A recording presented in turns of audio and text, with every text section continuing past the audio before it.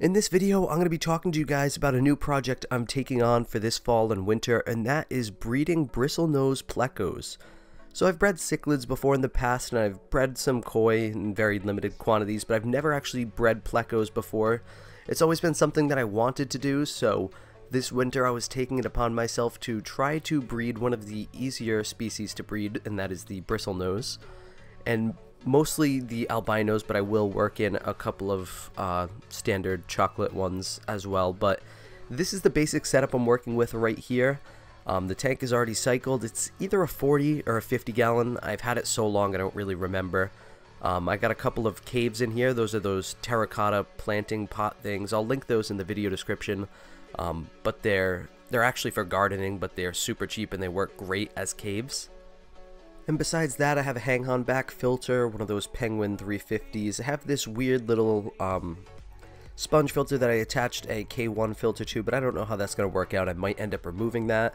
I have some Java Ferns in here and a couple other small plants in a pot, and some Malaysian driftwood for them to gnaw on. And then the fish I have in here right now, I have 4 glass catfish, and then I have a trio of 2 males and 1 female, all about 2 inches long for the Bristlenose Plecos. The female and one of the males are chocolate, and then the other male is albino. So I got this trio online, and they were being advertised as a breeding set. I think that's probably just a little bit of BS because they just look barely enough to be sexually mature. They might not even really be yet. But I thought it was a good starting point, and they were pretty cheap, so I did order these 3, and I'm going to be getting some more as soon as I can locate some more good breeding size Plecos. Just a quick little update for you guys. One thing I forgot to mention when I was showing the setup of the tank, I also have a power head in here, and I'm using that to just kind of vacuum up and clean the debris, all the poop and uneaten food that they produce. I use the power head to push it into the filtration, and I also have an intake sponge on the power head that will collect a lot of that debris. And I did also just receive in the mail the last of the 4 fish that I did order online through eBay. This is another albino male, but this one's larger. This one's closer to 3 inches in length. So this one's going to be the most sexually mature one I have going into the tank. And some of the Plecos have already began exploring the caves. They're not really territorial over them yet, but they have been going in and out of them, and they are all eating well on cucumber and Pleco, those little tabs you drop in. And I have also been watching them gnawing on the driftwood, so far everything is going pretty well. So I have a pretty huge update for you guys in this one. I hit the mother load. I found a guy on Craigslist, another fish hobbyist, who has a 150 gallon massive albino Bristlenose Pleco colony. He has like 10 generations, all ranging from newborn fried to Plecos that are like 8, 9, maybe 10 inches in length. Huge Bristlenoses, like as big as I've ever seen.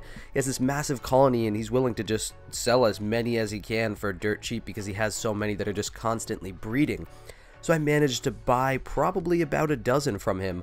Mostly males, some females, but these guys are ranging in 3 to 5 inches. I got one of the large 8-inch ones from him too, but I'm not sure how that's going to work out in this tank. But you can see this tank is now full of breeding size Bristlenose Plecos, and all of his were albino, so the whole tank is albino now besides those 2 chocolates. And it almost feels like cheating at this point, starting this Bristlenose breeding project with so many large and healthy looking Bristlenose. Definitely wasn't a whole lot of work getting this breeding colony together. Mostly male in this group. I might need a couple more females because the ratio does seem to be pretty off, but some of the males are already selecting their caves, which is awesome. You can see that this male is already just waiting at the entrance, fanning it, and hoping that a female will come along that he can trap inside for mating. I also did get a couple of little babies from this guy. It was just inadvertently scooped because he had so many Plecos in the tank, and I got 1 albino Cory as well. And yeah, this is just a really awesome development in this project, and I couldn't have asked for a better turnout. I've been feeding them on the cucumber and the Pleco pellet things, the sinking pellets, and occasionally some diced up green beans as well, and they've been taking to it very well. Now, this is going to involve some pretty large water changes here, and I am going to be adding to my biofiltration as well because of this large stock size. I'm keeping my temperature right at 77 degrees, and I believe my pH is at something like 7.3, 7.4, so I'll just leave it there until the next update. I wanted to give you guys a chance to see the king of the tank, that probably about 8-inch male Pleco here, male Bristlenose Pleco, and just get an idea of what these guys can look like when they're full grown. Now, he most definitely is not going to be staying in here. I probably got a little overzealous when I selected him when I bought him, but he really belongs in a larger community tank, so right now I'm just setting that up and getting a home for him. And some more males have started taking to the caves. They're almost kind of playing musical chairs with them. One day I'll see a certain male in a cave, and then the next day he'll be in a different cave, but at any given time there's at least 1 and sometimes up to 3 caves out of the 4 are occupied. I haven't seen all 4 occupied yet, and I haven't seen any females in them yet, but things are looking really good so far.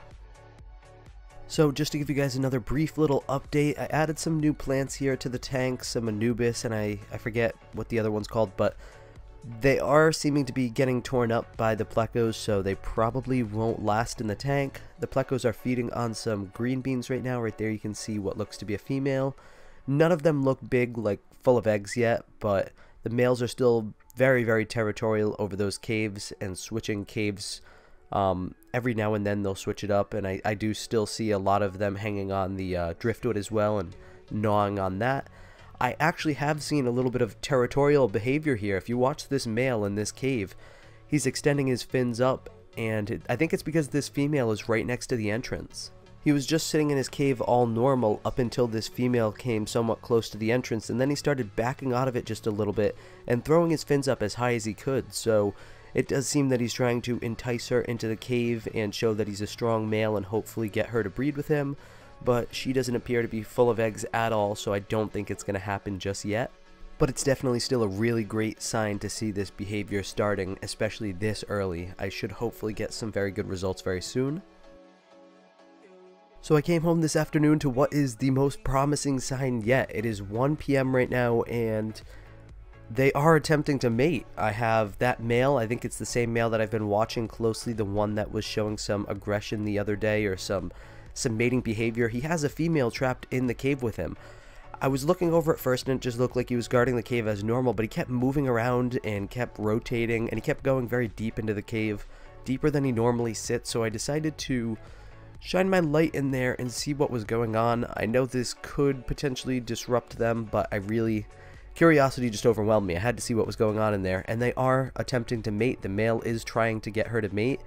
Once again, I don't know how this is going to work out because she really didn't look like she was full of eggs yet, so this might just be some practice, but very, very promising here.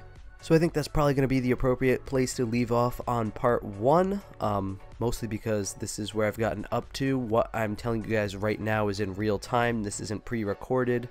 Obviously the stuff in the beginning was pre-recorded, but where I'm at right now when I'm uploading this is right after this has happened, so I guess I'll leave you with a little bit of suspense, and part 2 will pick up where I left off, talking about whether or not the mating was successful, and hopefully part 2 we can finally see some eggs. So if you guys found this interesting in any way, hit that like button, and if you want to share some of your own Bristlenose Pleco breeding tips or experience with the rest of us in the comments section, I'd really love to hear that.